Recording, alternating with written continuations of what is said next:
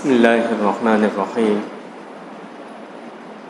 الحمد لله الذي هدانا لهذا وما كنا لنهتدي لولا أن هدانا الله ونشهد أن لا إله إلا الله وحده لا شريك له ونشهد أن سيدنا ومولانا محمدا عبده ورسوله. أما بعد، أعوذ بالله من الشيطان الرجيم. بسم الله الرحمن الرحيم. يا أيها الذين آمنوا قوا أنفسكم وأهليكم نارا وقودها الناس والحجارة عليها ملائكة غلاظ شداد لا يعصون الله ما أمرهم ويفعلون ما يؤمرون.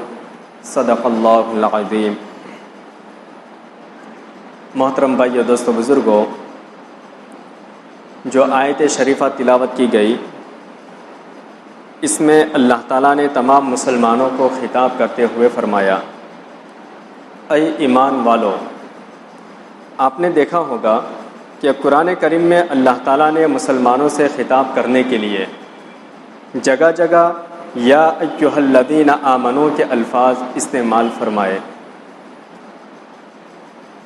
ڈاکٹر عبدالحی صاحب قدس اللہ سرہ فرمایا کرتے تھے کہ یا ایھا الذین آمنو کا عنوان اللہ تعالیٰ مسلمانوں سے خطاب کرتے ہوئے استعمال فرماتے ہیں. یہ بڑا پیارا عنوان ہے، یہ بڑا اچھا خطاب ہے. یعنی اے ایمان والو، اے وہ لوگوں جو ایمان لائے. اس خطاب میں بڑا پیار ہے، اس لیے کہ خطاب کا ایک طریقہ یہ ہے کہ مخاطب کا نام لے کر خطاب کیا جائے، اے فلاں. اور خطاب کا دوسرا طریقہ یہ ہوتا ہے کہ مخاطب کو اسے رشتے کا حوالہ دے کر خطاب کیا جائے جو خطاب کرنے والے کا اس سے قائم ہے. مثلا ایک باپ اپنے بیٹے کو بلائے تو اس کا ایک طریقہ تو یہ ہے کہ اس بیٹے کا نام لے کر اس کو پکارے کہ اے فلاں، اور دوسرا طریقہ یہ ہے کہ اس کو بیٹا کہہ کر پکارے کہ اے بیٹے. ظاہر ہے کہ بیٹا کہہ کر پکارنے میں جو پیار، جو شفقت اور جو محبت ہے، اور سننے کے لیے اس میں جو لطف ہے، وہ پیار اور لطف نام لے کر پکارنے میں نہیں ہے. مفتی تقی عثمانی صاحب فرماتے ہیں، شیخ الاسلام حضرت مولانا شبیر احمد عثمانی قدس اللہ سرہ اتنے بڑے عالم اور فقیہ تھے. ہم نے تو ان کو اس وقت دیکھا تھا جب پاکستان میں تو کیا ساری دنیا میں علم و فضل کے اعتبار سے ان کا کوئی ثانی نہیں تھا. ساری دنیا میں ان کے علم و فضل کا لوہا مانا جاتا تھا. کوئی ان کو شیخ الاسلام کہہ کر مخاطب کرتا، کوئی ان کو علامہ کہہ کر مخاطب کرتا. بڑے تعظیمی القاب ان کے لیے استعمال کیے جاتے تھے. کبھی کبھی وہ ہمارے گھر تشریف لاتے تھے. اس وقت ہماری دادی زندہ تھی. ہماری دادی صاحبہ رشتے میں حضرت علامہ کی ممانی لگتی تھی، اس لیے وہ ان کو بیٹا کہہ کر پکارتے تھے. ساری دنیا ان کو علامہ کہہ کر کے پکار رہی ہے، لیکن ان کی ممانی ان کو بیٹا کہہ کر پکارتی تھی اور ان کو دعا دیتی تھی کہ بیٹا جیتے رہو. جب ہم ان کے منہ سے یہ الفاظ اتنے بڑے علامہ کے لیے سنتے جنہیں دنیا شیخ الاسلام کے لقب سے پکار رہی تھی، تو اس وقت ہمیں بڑا عجیب محسوس ہوتا تھا. لیکن علامہ عثمانی رحمۃ اللہ علیہ فرمایا کرتے تھے کہ میں حضرت مفتی محمد شفیع صاحب کے گھر اس مقصد سے آتا ہوں کہ یہاں پر مجھے میری ممانی بیٹا کہہ کر بلاتی ہے. یہ بیٹا کہنے والا سوائے ان خاتون کے کوئی اور نہیں ہے، صرف یہ خاتون مجھے بیٹا کہہ کر پکارتی ہے، اس لیے میں بیٹے کا لفظ سننے کے لیے آتا ہوں. اس کے سننے میں جو لطف اور پیار محسوس ہوتا ہے وہ مجھے کوئی اور لقب سننے میں محسوس نہیں ہوتا. یعنی اللہ رب العزت نے قرآن پاک میں اے ایمان والو کہہ کر کے بار بار خطاب کیا. یہ خطاب اس لیے کیا کہ اس میں شفقت ہے، اس میں پیار ہے، اس میں محبت ہے. جیسے ایک باپ اپنے بیٹے کو بیٹا کہہ کر کے بلائے، اس کا نام لے کر کے بلائے، اس کے بالمقابل اس کو بیٹا کہہ کر کے بلائے، اس میں شفقت ہوتی ہے، محبت ہوتی ہے. تو اللہ تعالیٰ اپنے بندوں کو اے ایمان والو کہہ کر کے بلا رہا ہے، اس میں شفقت ہے، محبت ہے. حقیقت یہ ہے کہ اس کی قدر اس شخص کو ہوتی ہے جو اس کہنے والے کے جذبے سے آشنا ہو، باخبر ہو. وہ اس کو جانتا ہو کہ مجھے یہ جو بیٹا کہہ کر پکارا جا رہا ہے یہ کتنی بڑی نعمت ہے. ایک وقت ایسا آتا ہے جب انسان یہ لفظ سننے کو ترس جاتا ہے۔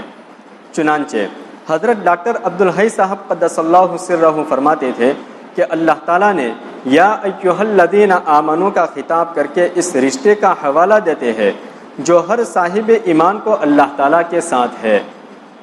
یہ ایسا ہی ہے جیسے کوئی باپ اپنے بیٹے کو بیٹا کہہ کر پکارے، اور اس لفظ کو استعمال کرنے کا مقصد یہ ہوتا ہے کہ آگے جو بات باپ کہہ رہا ہے وہ شفقت، محبت اور خیر خواہی سے بھری ہوئی ہے۔ اسی طرح اللہ تعالیٰ بھی قرآن کریم میں جگہ جگہ ان الفاظ سے مسلمانوں کو خطاب فرما رہے ہیں۔ انہی جگہوں میں سے ایک جگہ یہ ہے، چنانچہ فرمایا یا ایھا الذین آمنوا قوا انفسکم واہلیکم نارا وقودها الناس والحجارہ علیہا ملائکۃ غلاظ شداد لا یعصون اللہ ما امرہم ویفعلون ما یؤمرون۔ اے ایمان والو، اپنے آپ کو اور اپنے گھر والوں کو بھی آگ سے بچاؤ۔ وہ آگ کیسی ہے؟ آگے اس آگ کی صفت بیان فرمائی کہ اس آگ کا ایندھن لکڑیاں اور کوئلے نہیں ہے، بلکہ اس آگ کا ایندھن انسان اور پتھر ہوں گے، اور اس آگ کے اوپر اللہ تعالیٰ کی طرف سے ایسے فرشتے مقرر ہے جو بڑے گیس اور تندخو ہے، سخت مزاج ہے، اور اللہ تعالیٰ ان کو جس بات کا حکم دیتے ہیں وہ اس حکم کی کبھی نافرمانی نہیں کرتے، اور وہی کام کرتے ہیں جس کا انہیں حکم دیا جاتا ہے۔ اس آیت میں اللہ تعالیٰ نے یہ فرما دیا کہ بات صرف یہاں تک ختم نہیں ہوتی کہ بس اپنے آپ کو آگ سے بچا کر بیٹھ جاؤ اور اس سے مطمئن ہو جاؤ کہ بس میرا کام ہو گیا، بلکہ اپنے اہل و عیال کو بھی آگ سے بچانا ضروری ہے۔ آج یہ منظر بکثرت نظر آتا ہے، بہت زیادہ دکھا جا رہا ہے کہ آدمی اپنی ذات میں بڑا دیندار ہے، نماز کا اہتمام ہے، صف اول میں حاضر ہو رہا ہے، روزے رکھ رہا ہے، زکوٰۃ ادا کر رہا ہے، اللہ کے راستے میں مال خرچ کر رہا ہے، اور جتنے اوامر و نواہی ہے، اللہ کے جتنے احکامات ہیں اور جن باتوں سے روکا گیا ہے ان پر عمل کرنے کی کوشش کر رہا ہے، لیکن اس کے گھر کو دیکھو، اس کے اولاد کو دیکھو، بیوی بچوں کو دیکھو، تو ان میں اور اس میں زمین آسمان کا فرق ہے۔ یہ کہیں جا رہا ہے، وہ کہیں جا رہے ہیں، اس کا رخ مشرق کی طرف ہے، ان کا رخ مغرب کی طرف ہے۔ ان میں نماز کی فکر ہے، نہ فرائض دنیا کو بچا لانے کا احساس ہے، اور نہ گناہوں کو گناہ سمجھنے کی فکر ہے۔ بس گناہوں کے سیلاب میں بیوی بچے بہہ رہے ہیں، اور یہ صاحب، یہ گھر کا ذمہ دار شوہر اس پر مطمئن ہے کہ میں صف اول میں حاضر ہوتا ہوں اور جماعت کے ساتھ نماز ادا کرتا ہوں۔ خوب سمجھ لے کہ جب اپنے گھر والوں کو آگ سے بچانے کی فکر نہ ہو، خود انسان کی اپنی نجات نہیں ہو سکتی۔ اپنے آپ کو دیندار بنانے کے ساتھ ساتھ گھر والوں کو دیندار بنانے کی جب تک فکر نہ ہو، انسان کی اپنی نجات نہیں ہو سکتی۔ انسان یہ کہہ کر جان نہیں بچا سکتا کہ میں تو خود اپنے عمل کا مالک تھا، اگر اولاد دوسری طرف جا رہی تھی تو میں کیا کرتا، اس لیے کہ ان کو بچانا بھی تمہارے فرائض میں شامل تھا۔ جب تم نے اس میں کوتاہی کی تو اب آخرت میں تم سے پکڑ ہوگی۔ اس آیت میں اللہ تعالیٰ نے فرمایا کہ اپنے آپ کو اور اپنے گھر والوں کو آگ سے بچاؤ۔ در حقیقت اس میں ایک شبہ کے جواب کی طرف اشارہ فرمایا، جو شبہ عام طور پر ہمارے دلوں میں پیدا ہوتا ہے۔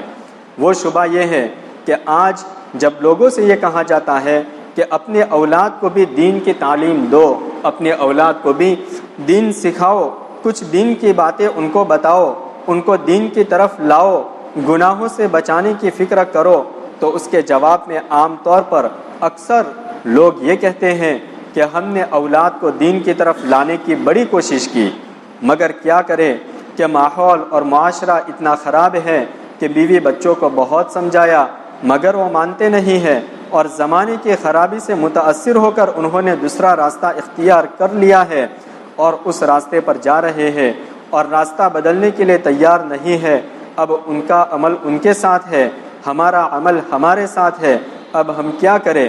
اور دلیل میں یہ پیش کرتے ہیں کہ حضرت نوح علیہ السلام کا بیٹا تو آخرکار کافر رہا، اور حضرت نوح علیہ السلام اس کو طوفان سے نہ بچا سکے۔ اسی طرح ہم نے بہت کوشش کر لی ہے، وہ نہیں مانتے، تو ہم کیا کریں؟ چنانچہ قرآن کریم نے اس آیت میں آگ کا لفظ استعمال کر کے اس اشکال اور شبہ کا جواب دیا ہے۔ وہ یہ کہ یہ بات ویسے اصولی طور پر تو ٹھیک ہے کہ اگر ماں باپ نے اولاد کو بے دینی سے بچانے کی اپنی طرف سے پوری کوشش کر لی ہے تو انشاءاللہ ماں باپ پھر بری الذمہ ہو جائیں گے، ان کی ذمہ داری پوری ہو جائے گی اور اولاد کے لیے ان کے کیے کا وبال ان پر ہی رہے گا۔ لیکن دیکھنا یہ ہے کہ ماں باپ نے اولاد کو بے دینی سے بچانے کی کوشش کس حد تک کی ہے اور کس درجے تک کی ہے۔ قرآن کریم نے آگ کا لفظ استعمال کر کے اس بات کی طرف اشارہ کر دیا کہ ماں باپ کو اپنے اولاد کو گناہوں سے اس طرح بچانا چاہیے جس طرح ان کو آگ سے بچاتے ہیں۔ فرض کرے کہ ایک بہت بڑی خطرناک آگ سلگ رہی ہے، جس آگ کے بارے میں یقین ہے کہ اگر کوئی شخص اس آگ کے اندر داخل ہو گیا تو زندہ نہیں بچے گا۔ اب آپ کا نادان بچہ اس آگ کو خوش منظر اور خوبصورت سمجھ کر اس کی طرف بڑھ رہا ہے، تو اب بتاؤ کہ تم اس وقت کیا کرو گے؟ کیا تم اس پر اکتفا کرو گے کہ دور سے بیٹھ کر بچے کو نصیحت کرنا شروع کر دو کہ بیٹا اس آگ میں مت جانا، یہ بڑی خطرناک چیز ہوتی ہے، اگر جاؤ گے تو تم جل جاؤ گے اور مر جاؤ گے؟ کیا کوئی صرف زبانی نصیحت پر اکتفا کرے گا؟ اور اس نصیحت کے باوجود اگر بچہ اس آگ میں چلا جائے تو کیا وہ ماں باپ یہ کہہ کر بری الذمہ ہو جائیں گے کہ ہم نے تو اس کو سمجھا دیا تھا، اپنا فرض ادا کر دیا تھا، اس نے نہیں مانا اور خود ہی اپنی مرضی سے آگ میں کود گیا، تو میں کیا کروں؟ دنیا میں کوئی ماں باپ ایسا نہیں کریں گے۔ اگر وہ اس بچے کے حقیقی ماں باپ ہے تو اس بچے کو آگ کی طرف بڑھتا ہوا دیکھ کر ان کی نیند حرام ہو جائے گی، ان کی زندگی حرام ہو جائے گی، اور جب تک اس بچے کو گود میں اٹھا کر اس آگ سے دور نہیں لے جائیں گے اس وقت تک ان کو چین نہیں آئے گا۔ اللہ تعالیٰ یہ فرما رہے ہیں کہ جب تم اپنے بچے کو دنیا کی معمولی سی آگ سے بچانے کے لیے صرف زبانی جمع خرچ پر اکتفا نہیں کرتے تو جہنم کی وہ آگ جس کی حد و نہایت نہیں، جس کی کوئی انتہا نہیں اور جس کا دنیا میں تصور نہیں کیا جا سکتا، اس آگ سے بچے کو بچانے کے لیے زبانی جمع خرچ کو کیوں کافی سمجھتے ہو؟ صرف تھوڑا بہت سمجھا دینا اتنا تم کیوں کافی سمجھتے ہو؟ لہذا یہ سمجھنا کہ ہم نے انہیں سمجھا کر اپنا فریضہ ادا کر لیا، یہ بات آسانی سے کہنے کی نہیں ہے۔ اتنا کہہ دینے سے بچوں کی ذمہ داری پوری نہیں ہو جائے گی۔ حضرت نوح علیہ السلام کے بیٹے کی جو مثال دی جاتی ہے کہ ان کا بیٹا کافر رہا، وہ اس کو آگ سے نہیں بچا سکے، یہ بات درست نہیں، اس لیے کہ یہ بھی تو دیکھو کہ انہوں نے اس کو سیدھے راستے پر لانے کی 900 سال تک لگاتار کوشش کی، اس کے باوجود جب راہ راست پر نہیں آیا تو اب ان کے اوپر کوئی مطالبہ اور کوئی پکڑ نہیں۔ لیکن ہمارا یہ حال ہے کہ ایک دو مرتبہ کہا اور پھر فارغ ہو کر بیٹھ گئے کہ ہم نے تو کہہ دیا، حالانکہ ہونا یہ چاہیے کہ ان کو گناہوں سے اسی طرح بچاؤ جس طرح ان کو حقیقی آگ سے بچاتے ہو۔ اگر اس طرح نہیں بچا رہے ہو تو اس کا مطلب یہ ہے کہ فریضہ ادا نہیں ہو رہا ہے۔ آج تو یہ نظر آ رہا ہے کہ اولاد کے بارے میں ہر چیز کی فکر ہے، اپنے بچوں کے بارے میں، اپنی اولاد کے بارے میں ہر چیز کی فکر ہے۔ مثلا یہ تو فکر ہے کہ بچے کی تعلیم اچھی ہو، بچے کا ایجوکیشن اچھا ہو، اس کا کیریئر اچھا بنے، یہ فکر ہے کہ معاشرے میں اس کا مقام اچھا ہو۔ یہ فکر تو ہے کہ اس کے کھانے پینے اور پہننے کا انتظام اچھا ہو جائے، لیکن دین کی فکر کوئی نہیں کرتا۔ مفتی تقی عثمانی صاحب فرماتے ہیں، ہمارے ایک جاننے والے تھے جو اچھے خاصے پڑھے لکھے تھے، دیندار اور تہجد گزار تھے۔ ان کے لڑکے نے جدید انگریزی تعلیم حاصل کی، دنیا کا ایجوکیشن حاصل کیا، جس کے نتیجے میں اس کو کہیں اچھی ملازمت مل گئی۔ ایک دن وہ بڑی خوشی کے ساتھ بتانے لگے، وہ دیندار شخص اپنے بیٹے کے بارے میں بڑی خوشی کے ساتھ بتانے لگے کہ ماشاء اللہ ہمارے بیٹے نے اتنا پڑھ لیا، اب اس کو ملازمت مل گئی اور معاشرے میں اس کو بڑا مقام حاصل ہو گیا، البتہ تھوڑا سا بے دین تو ہو گیا، لیکن معاشرے میں اس کا کیریئر بڑا شاندار بن گیا۔ اب اندازہ لگائیے کہ ان صاحب نے اس بات کو اس طرح بیان کیا، یہ بات بیان کرنے والے دیندار ساتھی اس طرح بات بیان کی کہ بچہ ذرا سا بے دین تو ہو گیا، لیکن فائدہ یہ ہو گیا کہ اس نے اچھی تعلیم حاصل کر لی اور اچھی ملازمت، اچھی نوکری اس کو مل گئی، اس کا اچھا کیریئر بن گیا۔ معلوم ہوا کہ بے دین ہونا کوئی بڑی بات نہیں ہے، بس ذرا سی گڑبڑ ہو گئی ہے، حالانکہ وہ صاحب خود بڑے دیندار اور تہجد گزار آدمی تھے۔ مفتی صاحب فرماتے ہیں کہ ہمارے والد ماجد حضرت مفتی محمد شفیع صاحب قدس اللہ سرہ ایک واقعہ سنایا کرتے تھے کہ ایک شخص کا انتقال ہو گیا، لیکن لوگ اس کو زندہ سمجھ رہے تھے، چنانچہ لوگوں نے ڈاکٹر کو بلایا تاکہ اس کا معائنہ کرے، دیکھے کہ اس کو کیا بیماری ہے، یہ کوئی حرکت کیوں نہیں کر رہا ہے۔ چنانچہ ڈاکٹر صاحب نے معائنہ کرنے کے بعد بتایا کہ بالکل ٹھیک ٹھاک آدمی ہے، سر سے لے کر پاؤں تک تمام اعضاء ٹھیک ہے، بس ذرا سی جان نکل گئی ہے، بس ذرا سی جان نکل گئی ہے۔ جیسے اوپر وہ واقعہ بیان کیا گیا کہ میرا بیٹا اچھی ملازمت حاصل کر چکا، اچھی پڑھائی اس نے کر لی، بس یہ سب کچھ کرنے میں تھوڑا سا بے دین ہو گیا۔ مفتی شفیع صاحب فرماتے ہیں کہ ٹھیک ایسے ہی ہے کہ ایک شخص مر گیا، ٹھیک ٹھاک ہے، بالکل صحیح سالم ہے، ڈاکٹر آ کر کے کہہ رہا ہے کہ بالکل ٹھیک ہے، بس اس میں سے ذرا سی جان نکل گئی ہے۔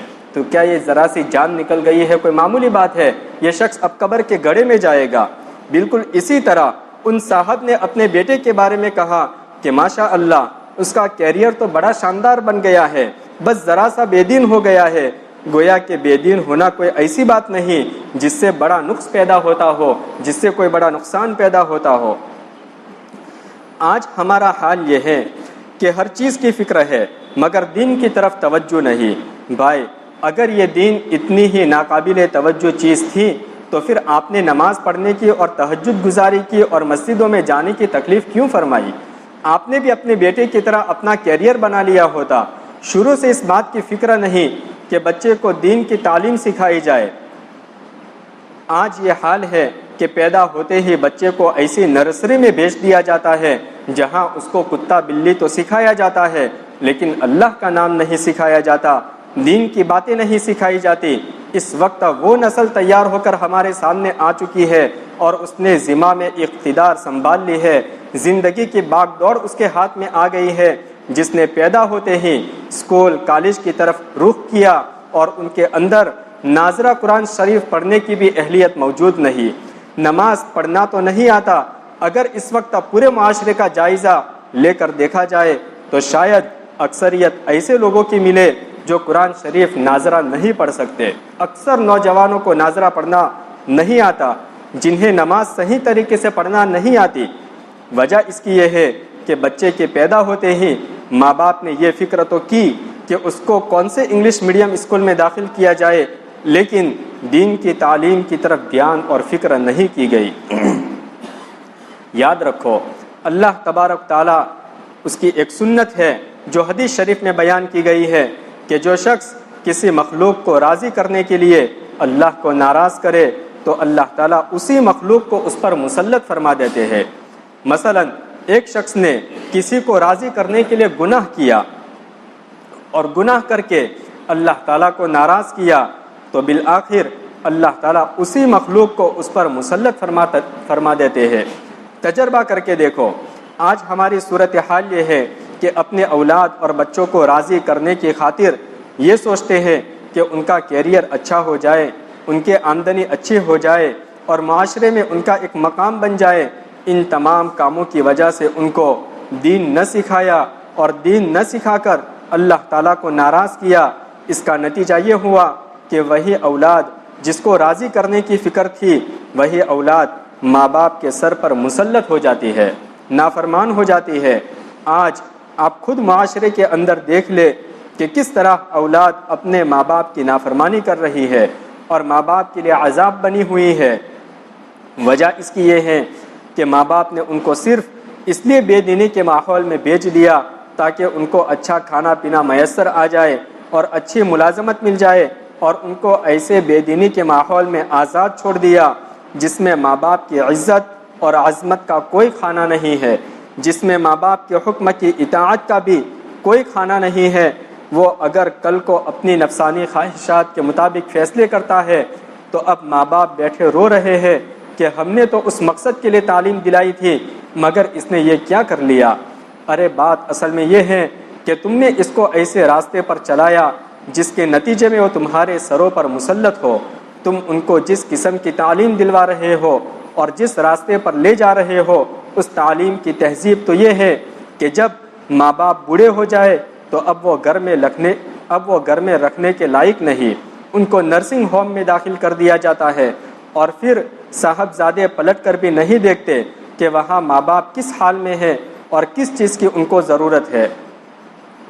مفتی تقی عثمانی صاحب فرماتے ہیں کہ مغربی ممالک کے بارے میں تو ایسے واقعات بہت سنتے تھے کہ بوڑھا باپ نرسنگ ہوم میں پڑا ہوا ہے، وہاں اس باپ کا انتقال ہو گیا۔ وہاں کے مینیجر نے صاحبزادے کو فون کیا کہ جناب آپ کے والد صاحب کا انتقال ہو گیا ہے، تو جواب میں صاحبزادے نے کہا کہ مجھے بڑا افسوس ہے کہ ان کا انتقال ہو گیا، اب آپ برائے کرم ان کی تجہیز و تکفین کا انتظام کر دے اور براہ کرم بل مجھے بیچ دیجئے، میں بل کی ادائیگی کر دوں گا۔ وہاں کے بارے میں تو یہ بات سنی تھی، لیکن ابھی کچھ وقت پہلے مجھے ایک صاحب نے بتایا کہ یہاں کراچی میں بھی ایک نرسنگ ہوم قائم ہو گیا ہے جہاں بوڑھوں کی رہائش کا انتظام ہے۔ اس میں بھی یہی واقعہ پیش آیا کہ ایک صاحب کا وہاں انتقال ہو گیا، اس کے بیٹے کو اطلاع دی گئی، بیٹے صاحب نے پہلے تو آنے کا وعدہ کر لیا لیکن بعد میں معذرت کرتے ہوئے کہا کہ مجھے تو اس وقت فلاں میٹنگ میں جانا ہے، اس لیے آپ ہی اس کے کفن دفن کا بندوبست کر دے، میں نہیں آ سکوں گا۔ یہ وہ اولاد ہے جس کو راضی کرنے کی خاطر تم نے خدا کو ناراض کیا، اس لیے وہ اب تمہارے اوپر مسلط کر دی گئی۔ جیسا کہ حدیث میں صراحت موجود ہے کہ جس مخلوق کو راضی کرنے کے لیے خدا کو ناراض کرو گے اللہ تعالیٰ اسی مخلوق کو تمہارے اوپر مسلط کر دیں گے۔ جب وہ اولاد سر پر مسلط ہو گئی تو اب ماں باپ بیٹھے رو رہے ہیں کہ اولاد دوسرے راستے پر جا رہی ہے۔ ارے جب تم نے شروع ہی سے اس کو ایسے راستے پر ڈالا جس کے ذریعے اس کا ذہن بدل جائے، اس کا خیال بدل جائے، اس کی سوچ بدل جائے تو اس کا انجام یہی ہونا تھا۔ پہلے میرے ہاتھ پاؤں باندھ کر مجھے سمندر کے اندر ڈبو دیا، اس کے بعد کہتے ہو کہ ہوشیار دامن تر مت کرنا۔ بھائی اگر تم نے پہلے اس کو کچھ قرآن شریف پڑھایا ہوتا، اس کو کچھ حدیث نبوی سکھائی ہوتی، دین کی تعلیم دی ہوتی، وہ حدیث سکھائی ہوتی جس میں رسول کریم صلی اللہ علیہ وسلم نے ارشاد فرمایا کہ آدمی جب دنیا سے چلا جاتا ہے تو 3 چیزیں اس کے لیے کارآمد ہوتی ہیں۔ ایک علم ہے جسے وہ چھوڑ گیا، دین کا علم جس سے لوگ نفع اٹھا رہے ہیں، مثلا کوئی آدمی کوئی کتاب تصنیف کر گیا اور لوگ اس سے فائدہ اٹھا رہے ہیں، یا کوئی آدمی علم دین پڑھاتا تھا اب اس کے شاگردہ آگے علم پڑھا رہے ہیں، اس سے اس مرنے والے شخص کو بھی فائدہ پہنچتا رہتا ہے، یا کوئی صدقہ جاریہ چھوڑ گیا، مثلا کوئی مسجد بنا دی، کوئی مدرسہ بنا دیا، کوئی شفا خانہ بنا دیا، کوئی کنواں بنا دیا اور لوگ اس سے فائدہ اٹھا رہے ہیں، ایسے عمل کا ثواب مرنے کے بعد بھی جاری رہتا ہے۔ اور تیسری چیز نیک اولاد ہے، جو وہ چھوڑ گیا وہ اس کے حق میں دعائیں کرے تو اس کا عمل مرنے کے بعد بھی جاری رہتا ہے، کیونکہ ماں باپ کی تربیت کے نتیجے میں اولاد جو کچھ کر رہی ہے وہ سب ماں باپ کے نامہ اعمال میں لکھا جا رہا ہے۔ اگر یہ حدیث پڑھائی ہوتی تو آج باپ کا یہ انجام نہ ہوتا، لیکن چونکہ اس راستے پر چلایا ہی نہیں اس لیے اس کا انجام بد آنکھوں کے سامنے ہے۔ بات کا خلاصہ اتنا کہ اپنے اولاد کو، اپنے گھر والوں کو اللہ تعالیٰ نے قرآن پاک میں اس بات کا حکم دیا کہ ان کو جہنم کی آگ سے بچانا ضروری ہے۔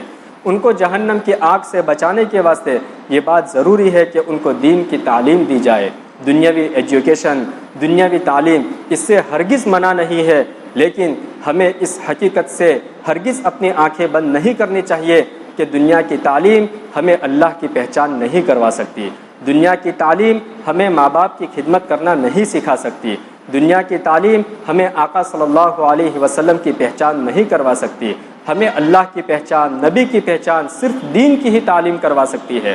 اس لیے دنیا کی تعلیم کے ساتھ ساتھ اپنے بچوں کو دنیاوی ایجوکیشن دینے کے ساتھ ساتھ ان کو دینی تعلیم دینے کی فکر کی جائے، گھروں میں تعلیم زندہ کی جائے، اور تعلیم کر کے اللہ کے رسول صلی اللہ علیہ وسلم کے فرمان، ان کی احادیث سنائی جائے، تاکہ دینی جذبہ، دینی حمیت اور دینی ولولہ دلوں کے اندر پیدا ہو، تاکہ یہ اولاد ہمارے لیے فرما بردار بنی رہے اور ہمارے مرنے کے بعد ہمارے لیے صدقہ جاریہ بنے۔ اللہ تعالیٰ سے دعا کرے کہ اللہ تعالیٰ ہم سب کو دین اسلام 100% صحیح معنوں میں صحیح طریقے سے سمجھنے کی توفیق عطا فرمائے۔ سنتوں کے لیے 5 منٹ دی جا رہی ہے، سنتیں ادا فرما لے۔ وآخر دعوانا ان الحمد للہ رب العالمین۔